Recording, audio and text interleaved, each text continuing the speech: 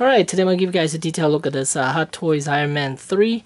And this is Mark 20 Python, and this is how the packaging looks. It's very, very pretty. And it's a metallic chrome-like copper color with a black and gray. And you can see there are some scuff marks all over the 20 there, and also the 0 as well. Then on the side, part of the word Python. Then on the back, body that worked on it. Actually, no. Actually, it's just some warning labels and stuff like that. Alright, and here we have Python outside the packaging and all the accessories that it comes with. First, we have a non-light-up base, circular base with... this is basically a dynamic base because it has the metal rod, the bendy metal rod, and a clamp for the waist. And then here are all the batteries. That's nice. I like how they're doing it this way now. Instead of putting the batteries inside the figure, they instead use a little compartment instead, so it wouldn't ruin the electronics if you buy it like in a few years from someone else. And he has these rockets, those shoulder rockets from the Avengers. And then we have some panels, some rockets for the forearms, and then the guards for the hands. Then we have repulsor hands and fully articulated hands. And there's the figure. Very pretty, very copper and gunmetal. It's not totally black. It's more of a gunmetal gray than black. And it's very, very pretty. And this basically, it's a Franken figure. The head is out of I'm not sure which the head comes out of, and then the body and the arms are from Mark 7, and the legs are from Heartbreaker. And here's a look at the figure from the back.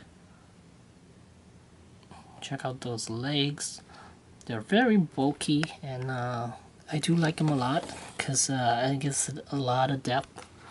You can see there are outer panels and inner panels, stuff like that, boosters here and there. So the legs are very, very nice. Here's a side view of him. And just like Mark 7, you can have this guy look up while he's flying, doing a flying pose. And then those shoulder, rockets on the shoulder, you can remove those two panels. I don't think the chest is removable. I tried removing the chest, but it was pretty tight, so I didn't want to force it out. I'm sure it's basically just like the Mark 7, but maybe they glued it down or something. Okay, so for this Iron Man, the head is a little different than your previous Iron Mans. Usually the batteries are in the neck, and if you have the die-cast one, it's up on top. Same thing with this one, it's up on top, but instead of popping it outward, basically you just lift, and the top of his helmet would come off. And then there's the compartment, and there's the on-off switch, and I took the screw out, so that's why there's an empty hole there. And here with the dynamic base, I got him on a flight pose. And there he is. Here you can see he's looking somewhat straight ahead. And the flaps are open, and shoulder rockets are getting ready to be deployed. And the rest of them flying through the air. And the repulsor hands. Really pretty. There it's flying.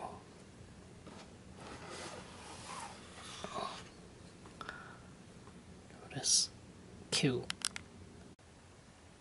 And here's another pose of him shooting someone with his repulsor blast. Yeah. So as far as articulation, we all know exactly what type of articulation this guy has. So ball joint head with a hinge joint around the neck. And then the base of the neck and at the ball joint, and then shoulders are ball hinge, ball joint to shoulders, and bicep there's a swivel joint, and then hinge elbows, and then ball jointed wrists, and then and then chest there's a joint, abdominal area there's a joint, and then ball jointed hips. Thighs there's a rotating joint, and then double jointed knees, and then ball jointed ankles. So yeah, with just like all the other Ironmans. Very pretty. I do like the colors a lot. The color scheme is very nice. Alright, so let's do a closer look at this armor. Again, this is basically a Mark 7 with Heartbreaker legs, and I'll show you the minor defect I have. It's right on his face, which is a bit disappointing and a bit annoying.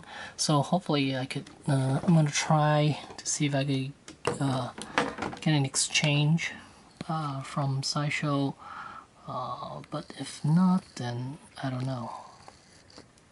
Hopefully they will. And on his, you might not be able to see it. Can't get too close on his face there, on his face mask. There's a little dent on mine. If I could point it out to you guys, let's see. Fine, this is right over here. You see a little dent right there. And it's right on the face mask too, so it's kind of annoying to have it right there. And there's no replacement, interchangeable mask for this guy either, so that's quite annoying. But other than that, everything on this guy is it's perfect. See, they added some weathering effect on this armor. Here's a closer look at the back side. Those are the three battery compartments. One right in the center, one over here, and one over here.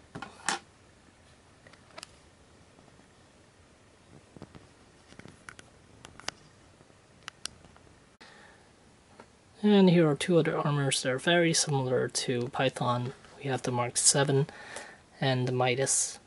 As you can see, the Midas and Mark 7 are exactly the same. They're both Mark 7 armor. And you can see Python has the exact same top half, except for the legs, which I kind of like, the bulky legs, which I really like for this Ironman. And you can see the copper is totally, as far as the copper color, it's definitely different than the Go on Mark 7 and the Go in copper on Midas. Midas has more of a matte finish, while Python is more of a glossy finish. It's kind of neat. So there you go. There's the Python from Hot Toys, and thanks for watching.